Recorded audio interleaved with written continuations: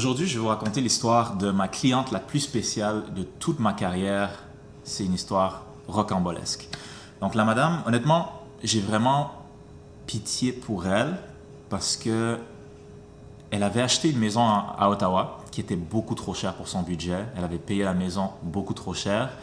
Puis à Ottawa, c'est un peu différent d'à Gatineau, au Québec. En Ontario, si tu achètes une maison, tu mets tout de suite la mise de fonds quand l'offre d'achat est acceptée, au lieu d'attendre le notaire.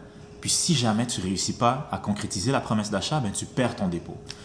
C'est quelque chose de malade. Alors qu'au Québec, tu fais une offre d'achat, puis c'est quand elle est acceptée, que tu as relevé toutes tes conditions, ton financement, ton inspection, c'est là que tu passes au notaire, tu donnes l'argent. Non, en Ontario, ils niaisent pas avec ça. Fait que là, la madame était prise avec une maison beaucoup trop chère en Ontario. Tout son argent était parti dans la maison. Puis elle risquait de perdre tout son argent. Puis elle avait fait ça, elle, sans même vendre sa maison à Gatineau. Fait que c'était pas ma cliente, c'était la cliente d'un autre de mes collègues qui, lui, partait en vacances, fait qu'il me l'a référé. Fait que moi, je m'occupe de ce dossier-là, je suis comme « wow ».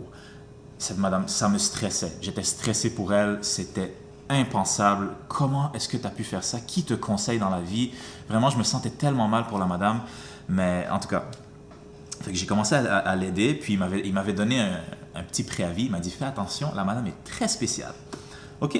Fait que je vais rencontrer la madame parce qu'elle n'était pas contente de ses photos. Moi, je trouvais que les photos étaient belles, mais écoute, je veux toujours faire le 100% pour le client. Fait que je lui ai dit, écoutez, madame, j'ai une caméra, j'étais photographe immobilier, je vais vous refaire vos photos, comme ça va être le plus vite possible. On n'avait pas le temps de payer un photographe, tout le kit, il fallait que ça se fasse vite. Fait que je suis allé lui faire des nouvelles photos, puis en même temps, elle me parlait qu'elle voulait faire une porte ouverte. Madame voulait faire une porte ouverte, c'était sa deuxième porte ouverte, mais le problème, c'est que sa maison était affichée trop chère. C'est pour ça qu'elle ne se vendait pas, parce qu'elle était stressée à Ottawa parce qu'elle avait mis beaucoup trop d'argent sur sa maison en Ontario, puis elle risquait de perdre l'argent, mais en même temps, pour se refaire les poches, elle voulait vendre sa maison au prix le plus cher, sauf que tu n'es pas dans un très bon quartier. Oui, tu as une piscine en arrière, mais ta maison n'est pas nécessairement au goût du jour. Elle demandait beaucoup trop cher. J'ai essayé de la conseiller le plus possible, mais ça ne fonctionnait pas. Fait que là, dans sa tête, c'était une porte ouverte qui allait tout changer. Fait que je vais la rencontrer, puis elle me dit, écoute, là, je vais devoir imiter la madame, désolé. C'est de l'humour, donc s'il vous plaît, ne soyez pas offensés. C'est juste de l'humour. Donc, elle m'assoit à sa table, puis elle m'explique ce qui s'était passé, la visite libre qu'ils avaient fait avant que je devienne son courtier, avant que je prenne la relève. Fait qu'elle me parle comme ça. Elle me dit...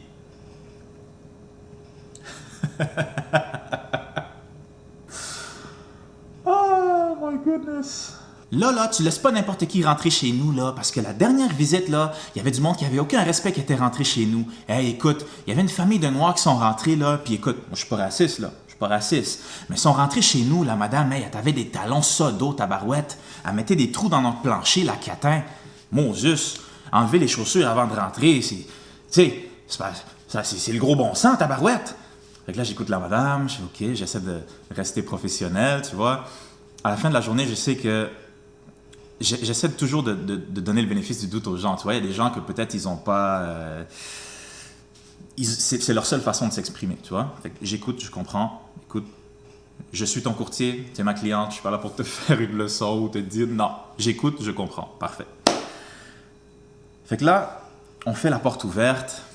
Personne qui vient voir la maison parce que la maison est trop chère. Fait que là, après la visite libre où personne s'est pointé, je suis retourné rencontrer la madame pour juste peaufiner notre stratégie, voir s'il y avait autre chose que je pouvais faire pour l'aider, puis lui dire aussi « baisse ton prix ». Mais ça n'a pas fonctionné. Fait que là, cette journée-là, elle m'explique qu'elle voulait d'autres photos. Fait que les deuxièmes photos que j'avais prises n'étaient pas bonnes. Il fallait que je prenne des nouvelles photos une journée ensoleillée pour mettre en valeur sa piscine.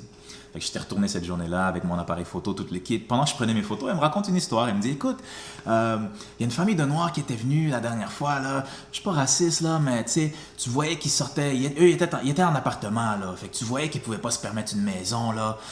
Puis d'ailleurs, ils ont pas fait d'offre, mais tabarouette, tu me fais perdre mon temps, là, tu sais. T'es en appartement, c'est sûr que t'as pas de tondeuse, t'as pas de déneigeuse, t'as pas tout le kit. Fait qu'est-ce que tu vas faire? Tu vas acheter la maison, puis après tu vas acheter tous les outils? Ben non, tu peux pas te le permettre. Là, elle m'expliquait comment les gens qui étaient en appartement pouvaient pas se permettre sa maison parce qu'ils étaient en appartement, puis qu'ils devraient acheter des tondeuses, toutes sortes d'affaires. Fait que là, encore une fois, je suis pas là pour faire la morale à personne. J'écoute la madame, je lui dis oui, c'est vrai, ok, oui. Tu tu vois, je garde la conversation parce qu'à la fin de la journée, c'est une cliente, puis elle mérite que je lui donne mon service. Ouais. Fait que j'ai pris les photos une troisième fois. Je suis sorti, je suis parti, j'ai mis les photos en ligne, puis après on a continué à travailler ensemble. Mais peu de temps après, moi aussi je devais partir en vacances. Je pense que j'étais au Mexique. Puis je vais au Mexique, il n'y a toujours pas beaucoup d'actions sur sa maison, des visites ici et là, mais rien de sérieux parce que son prix est vraiment trop cher. Ça n'a aucun sens dans le marché actuellement. Fait que là, chaque jour, pendant que j'étais au Mexique, elle m'appelait. Moi, j'étais dans l'autobus, je m'en allais je sais pas où. Fait que je payais extra pour avoir mon téléphone, pour avoir ma ligne. Puis elle m'engueulait au téléphone, elle m'engueulait. Puis moi, j'étais là avec ma copine à côté.